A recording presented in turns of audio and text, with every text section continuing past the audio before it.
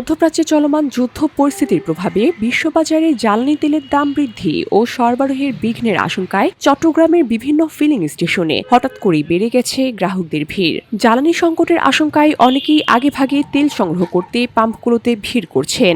এতে অধিকাংশ স্টেশনে দেখা গেছে দীর্ঘ লাইন এবং ঘণ্টার পর ঘণ্টা অপেক্ষার চিত্র।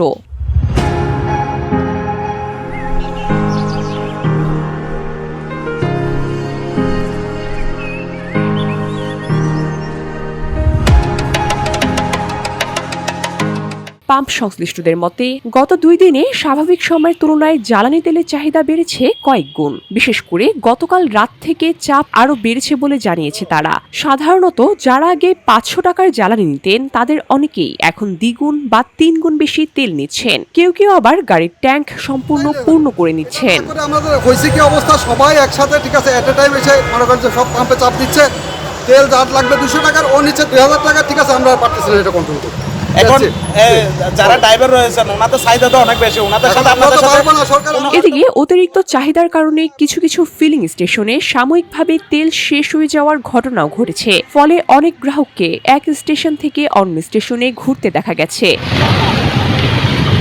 তবে পাম্প মালিকরা বলছেন এখন পর্যন্ত জ্বালানি সরবরাহে বড় ধরনের কোনো সংকট তৈরি হয়নি। সরকারের তথ্যানুযায়ী বর্তমানে দেশে ডিজেল মজুত রয়েছে প্রায় 9 দিনের, অকটেন 15 দিনের, পেট্রোল 8 দিনের, ফার্নেস অয়েল 60 দিনের, জেট ফুয়েল 36 দিনের এবং মেরিন ফুয়েল 42 দিনের। পরিস্থিতি স্বাভাবিক রাখতে নিয়মিত জ্বালানি সরবরাহ অব্যাহত রয়েছে এবং আতঙ্কিত না হয়ে প্রয়োজন অনুযায়ী জ্বালানি নেওয়ার জন্য গ্রাহকদের প্রতি আহ্বান জানিয়েছেন সংশ্লিষ্টরা। যাদের বেশি ইমার্জেন্সি ঠিক আছে 200 বা 300 টাকা এরকম করে দিচ্ছি, ঠিক আছে।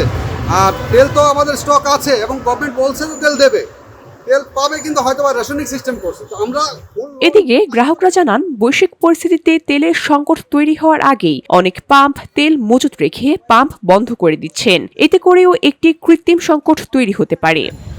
আমি তো ফুল ট্যাঙ্কি চাইছিলাম। VOD Bangla news desk.